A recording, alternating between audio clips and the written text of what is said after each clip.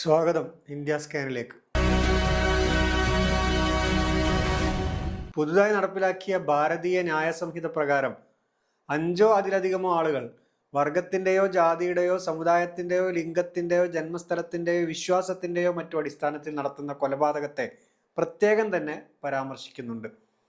ഈ സെക്ഷൻ ആൾക്കൂട്ടക്കൊലകളെ കുറ്റകൃത്യമാക്കാൻ ഉദ്ദേശിച്ചിട്ടുള്ളതാണെന്നാണ് നിയമം നടപ്പിലാക്കുമ്പോൾ സർക്കാർ പറഞ്ഞിരുന്നത്. പക്ഷെ നിയമത്തിന്റെ വിശദീകരണത്തിൽ അത്തരമൊരു പദം ഇല്ലതാനും. അതുകൊണ്ട് തന്നെ മേൽപ്പറഞ്ഞ കാര്യങ്ങളില്ലെങ്കിൽ ഈ വകുപ്പ് ബാധകമാവുകയും ഇല്ല. അതായത് പശുവിന്റെ പേരിലാണ് ഒരാൾ കൊല്ലപ്പെടുന്നതെങ്കിൽ ഈ വകുപ്പ് ഉണ്ടാവില്ല. കാരണം ആ കൊലപാതകത്തിൽ പ്രത്യക്ഷമായി മതമോ ജാതിയോ ഒന്നും ഉൾപ്പെടുന്നില്ലല്ലോ.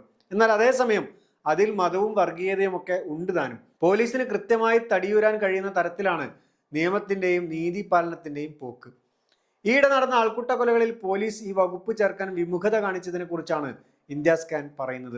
മിക്കവാറും കേസുകളിൽ ഇപ്പോഴും കൊലപാതക വകുപ്പാണ് പോലീസ് ചേർക്കുന്നത്. ജാർഖണ്ഡിലെ ഒരു കേസിൽ കൊല്ലപ്പെട്ടയാളുടെ ഭാര്യയുടെ പരാതിയിൽ ആൾക്കൂട്ടക്കൊല ചേർത്തിരുന്നുവെങ്കിലും പോസ്റ്റ്മോർട്ടം റിപ്പോർട്ട് വന്നതോടെ അപകട മരണമായി രേഖപ്പെടുത്തുകയായിരുന്നു. മിക്കവാറും കേസുകളിൽ പ്രതികൾ തന്നെ ചിത്രീകരിച്ച വീഡിയോകൾ തെളിവുകളായിട്ടുണ്ടാകും. ചില വീഡിയോകളിൽ കൊലപാതകത്തിന്റെ ഉത്തരവാദിത്വം തന്നെ ഏറ്റെടുക്കുന്നുണ്ടാവും. എന്നാലും കൊല്ലപ്പെടാത്ത ഒരാൾ കേസിലുണ്ടെങ്കിൽ ആ ഇരയുടെ പേരിൽ കാലിക്കടത്തിന്റെ പേരിലുള്ള കേസോ കശാപ്പുമായി ബന്ധപ്പെട്ട കേസോ പോലീസ് ചാർജ് ചെയ്തിരിക്കും. അത്തരത്തിലുള്ള നീതി നിർവഹണമാണത്രേ പോലീസിന്റെ ഭാഗത്ത് നിന്നും ഉണ്ടാകുന്നത്. ഉത്തർപ്രദേശിൽ കഴിഞ്ഞ വർഷം കൊല്ലപ്പെട്ട ഷഹീദിൻ ഖുറേഷിയുടെ കേസിൽ സംഭവിച്ചതും ഇതാണ്. പശുവിനെ കശാപ്പ് ചെയ്തു എന്ന ആരോപണം ഉയർത്തിയാണ് അക്രമികൾ അദ്ദേഹത്തെ കൊന്നുകളഞ്ഞത്.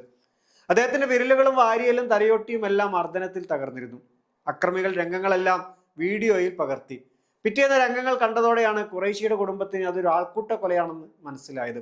അന്ന് തന്നെ രാഷ്ട്രീയ ബജരംഗദളിന്റെ നേതാവെന്ന് അവകാശപ്പെട്ട റോഹൻ സക്സേന എന്നൊരു വ്യക്തി കൊലപാതകത്തിന്റെ ഉത്തരവാദിത്തം ഏറ്റെടുത്ത് വീഡിയോ പുറത്തുവിടുകയും ചെയ്തിരുന്നു. ഖുറൈശിയുടെ കുടുംബം ആൾക്കൂട്ടക്കൊലയുടെ പേരിൽ കേസ് നൽകിയെങ്കിലും വെറും കൊലപാതകമായാണ് പോലീസ് കേസെടുത്തത്. കൊല്ലപ്പെട്ട ഷഹീദിൻ ഖുറൈശിയുടെയും മറ്റു 2 പേരുടെയും പേരിൽ പശുവിനെ കശാപ്പ് ചെയ്തതിന്റെ പേരിൽ പോലീസ് വേറെ കേസ് രജിസ്റ്റർ ചെയ്യുകയും ഉണ്ടായി. 2018 തഹസീൻ പൂനാവാലയുടെ കേസുമായി ബന്ധപ്പെട്ട് സുപ്രീം കോടതി ചില മാർഗരേഖകൾ പുറത്തിറക്കിയത്. ആൾക്കൂട്ട കൊലപാതകങ്ങൾ തടയാൻ എല്ലാ ജില്ലകളിലും നോഡൽ ഓഫീസറായി സീനിയർ പോലീസ് ഉദ്യോഗസ്ഥരെ നിയമിക്കണം. ഇത്തരം പ്രശ്നബാധിത പ്രദേശങ്ങൾ കണ്ടെത്തി പോലീസ് പെട്രോളിംഗ് ശക്തമാക്കണം. സോഷ്യൽ മീഡിയ നിരീക്ഷണം ശക്തമാക്കണം. ഫാസ്റ്റ് ട്രാക്ക് കോടതികൾ സ്ഥാപിക്കണം. ഇരകൾക്ക് നഷ്ടപരിഹാരം നൽകണം. നിയമപാലനം നടത്തുന്നതിൽ വീഴ്ച വരുത്തുന്ന ഉദ്യോഗസ്ഥർക്കെതിരെ നടപടികൾ എടുക്കണം തുടങ്ങി ഒട്ടനവധി കാര്യങ്ങളാണ് കോടതി നിർദ്ദേശിച്ചത്. പക്ഷെ 7 വർഷം കഴിഞ്ഞിട്ട് നിർദ്ദേശങ്ങൾ കടലാസിൽ ഉറങ്ങുകയാണെന്നാണ് സത്യം. ഇവ പാലിക്കണമെന്ന് ആവശ്യപ്പെട്ട് ജമിയത്തുൽ ഉലമാ ഹിന്ദ് അലഹാബാദ് ഹൈക്കോടതിയിൽ മുൻപൊരു ഹർജി നൽകിയിരുന്നുവെങ്കിലും കോടതി അത് തള്ളുകയാണ് ഉണ്ടായത്. ഓരോ ആൾക്കൂട്ട ആക്രമണങ്ങളും കൊലപാതകങ്ങളും ഓരോരോ സംഭവങ്ങളായി കാണണമെന്നും അവയ്ക്കെല്ലാം ഒരുമിച്ച് ഒരു പൊതു താല്പര്യ ഹർജി പ്രകാരം വിധി നൽകാനാവില്ല എന്നുമായിരുന്നു കോടതിയുടെ കണ്ടെത്തൽ.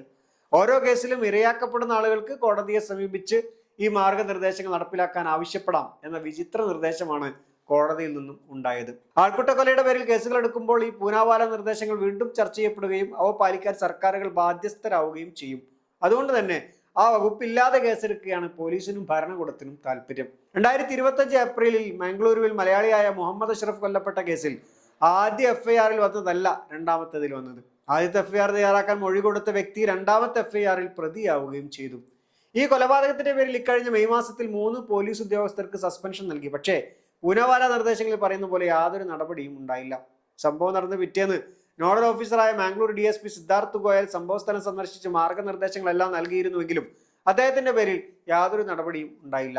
പതിവ് പോലെ ചെറുമീനുകൾ മാത്രമാണ് ശിക്ഷിക്കപ്പെട്ടത്.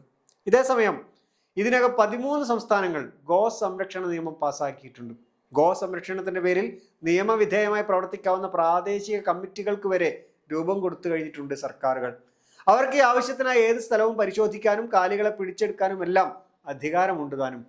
ഈ വർഷം ഏപ്രിൽ മാസമാണ് 32-കാരനായ മുഹമ്മദ് ബുര ഹബീബുള്ള കൊല്ലപ്പെട്ടത്. പശു സംരക്ഷകരെന്ന് അവകാശപ്പെട്ടവർ അദ്ദേഹത്തിന്റെ വാഹനം കടന്നുപോകുന്നതിന് 25,000 രൂപയാണ് ആവശ്യപ്പെട്ടത്. അദ്ദേഹം അത് നിരസിച്ചപ്പോൾ നിങ്ങളുടെ വാഹനത്തിന് എന്താണ് സംഭവിക്കുക എന്ന് നിങ്ങൾക്കറിയാമല്ലോ എന്നായിരുന്നു ഭീഷണി. 5 ദിവസത്തിന് ശേഷം അദ്ദേഹത്തിന്റെ മൃതശരീരം പൊള്ളലേറ്റ നിലയിൽ കത്തിക്കരിഞ്ഞ കാറിൽ നിന്നും ലഭിക്കുകയായിരുന്നു. കൂടെ ഉണ്ടായിരുന്ന റഫീഖ് സയ്യിദിന്റെ ശരീരം 100 മീറ്റർ അകലെയും ഉണ്ടായിരുന്നു. ഇവർക്ക് 2 പേർക്കുമെതിരെ ഓവർ സ്പീഡിനും അശ്രദ്ധമായി വണ്ടി ഓടിച്ച് കൊലപാതകത്തിന് കാരണമായി എന്നതിനും കേസെടുക്കുകയായിരുന്നു ഗാന്ധിനഗർ പോലീസ്. കാർ എവിടെയോ പോയി ഇടിച്ച് കത്തിപ്പോവുകയായിരുന്നു എന്നാണ് പോലീസ് കേസ്. അതേസമയം ശരീരത്തിൽ പൊള്ളലിന്റെ പാടുകളൊന്നുമില്ലാതിരുന്ന റഫീഖ് സയ്യിദിന്റെ മൃതദേഹം 100 മീറ്റർ അകലെ നിന്നാണ് കിട്ടിയത്. അതും ശരീരം നിറയെ മർദ്ദനമേറ്റ പരിക്കുകളും ഉണ്ടായിരുന്നു. ഇത്തരം കത്തിച്ചു കൊല്ലലുകളും ഗുജറാത്തിൽ നടക്കുന്നുണ്ട് ഇപ്പോൾ. മിഷേൽ ഡാനിനോ യഥാർത്ഥത്തിൽ ഒരു ഫ്രഞ്ചുകാരനാണ്. 1956 ഫ്രാൻസിൽ ജനിച്ച അദ്ദേഹം 2003 ഇന്ത്യൻ പൗരത്വം സ്വീകരിച്ചു. കോയമ്പത്തൂരിൽ സ്ഥിര താമസക്കാരനുമായി. 2017 അദ്ദേഹത്തിന് പത്മശ്രീ നൽകി രാജ്യം ആദരിച്ചു. ഋഗ്വേദത്തിലെ സരസ്വതി നദി യഥാർത്ഥത്തിൽ ഉള്ളതാണ് എന്ന് സ്ഥാപിക്കുന്ന the lost river, the trait of the Saraswati എന്ന പുസ്തകമാണ് അദ്ദേഹത്തിൻ്റെ പ്രധാന കൃതി. ഈ നദി വറ്റിപ്പോയതുകൊണ്ടാണ് സിന്ധു നദീതട സംസ്കാരം തകർന്നുപോയത് എന്ന് വാദിക്കുന്ന ഇദ്ദേഹം ആര്യന്മാരുടെ വരവിനെ പാടെ നിഷേധിക്കുന്ന മറ്റൊരു പുസ്തകവും എഴുതിയിട്ടുണ്ട്. The invasion that never was എന്നാണ് ആ പുസ്തകത്തിൻ്റെ പേര്. ആര്യന്മാരും ദ്രാവിഡന്മാരും ഒരേ വർഗമായിരുന്നു എന്നാണ് അദ്ദേഹത്തിൻ്റെ കണ്ടെത്തൽ. NCERTയുടെ സാമൂഹ്യശാസ്ത്ര പുസ്തകങ്ങൾ തയ്യാറാക്കാനുള്ള കമ്മിറ്റിയുടെ ചെയർമാനായി നിയമിക്കപ്പെടാൻ BJP ഭരണകാലത്ത് ഇയാളേക്കാൾ പറ്റിയ വേറെ ആരുണ്ടാവാനാണ്. അദ്ദേഹത്തിന്റെ ശ്രമഫലമാണ് ഇപ്പോഴത്തെ ടെക്സ്റ്റ് ബുക്കുകളിൽ നിന്നും മുഗളന്മാരടക്കമുള്ളവരെ പടിയിറക്കി വിടുന്നത്. ഡൽഹി സുൽത്താൻമാരെ കുറിച്ചും ബ്രിട്ടീഷ് ഭരണത്തെക്കുറിച്ചും പറയുന്ന ഭാഗത്തിലിട്ടിരിക്കുന്ന പേര് ചരിത്രത്തിന്റെ ഇരുണ്ട കാലഘട്ടം എന്നാണ്. ഗസ്നിയും ബാബറും അക്ബറും ഔറംഗസീബും കൊലയാളികളും അമ്പലവും സ്കൂളുകളും തകർക്കുന്നവരും ആയി. രക്തദാഹികളായ തങ്ങളുടെ വാളുകളെ പറ്റി അക്ബർ ആവേശത്തോടെ പറഞ്ഞതായുള്ള ചില വാചകങ്ങളും ബുക്കിൽ ചേർത്തിയിട്ടുണ്ട്. അടിയന്തരാവസ്ഥ കാലത്തെ പീഡനങ്ങൾ, അന്നത്തെ ട്രേഡ് യൂണിയൻ പ്രവർത്തനങ്ങൾ, ചിപ്കോ മുന്നേറ്റം, ദളിത് പാന്തേഴ്സ്, നർമ്മദ ബച്ചാവോ ആന്തോളൻ, 1980കളിലെ കാർഷിക സമരങ്ങൾ തുടങ്ങി സമകാലിക ഇന്ത്യയിലെ ജനകീയ മുന്നേറ്റങ്ങൾ എന്നിവയെല്ലാം പടിക്ക് പുറത്തായി. 6ാം ക്ലാസ്സിലെ പുസ്തകങ്ങളിൽ നിന്നും പുറത്താവുന്നത് ജനാധിപത്യത്തെക്കുറിച്ചുള്ള അടിസ്ഥാന പാഠങ്ങളാണ്. ജനാധിപത്യവും വൈവിധ്യവും, ജനാധിപത്യത്തിന്റെ വെല്ലുവിളികൾ തുടങ്ങിയ ഭാഗങ്ങളൊക്കെ വെട്ടിമാറ്റി. രാജ്യദ്രോഹ കുറ്റം ചുമത്തപ്പെട്ട രാഷ്ട്ര നേതാക്കളെ കുറിച്ചുള്ള ഭാഗവും ഇത്തരത്തിൽ വെട്ടിമാറ്റപ്പെട്ടു. നെഹ്റു പേരിന് മാത്രമായി. ബാബരി തകർക്കലും ഗുജറാത്ത് കലാപവും മണിപ്പൂർ കലാപവും ഒന്നും ഇനി കുട്ടികൾ അറിയേണ്ടതില്ല. ഇന്ത്യയിലെ കോളനി കാലത്തെക്കുറിച്ചുള്ള 8ാം ക്ലാസ്സിലെ പാഠഭാഗത്ത് 4 മൈസൂർ യുദ്ധങ്ങൾക്കും ഇടമില്ലാതായി. മൈസൂർ സിംഹവും പടികടത്തപ്പെട്ടു.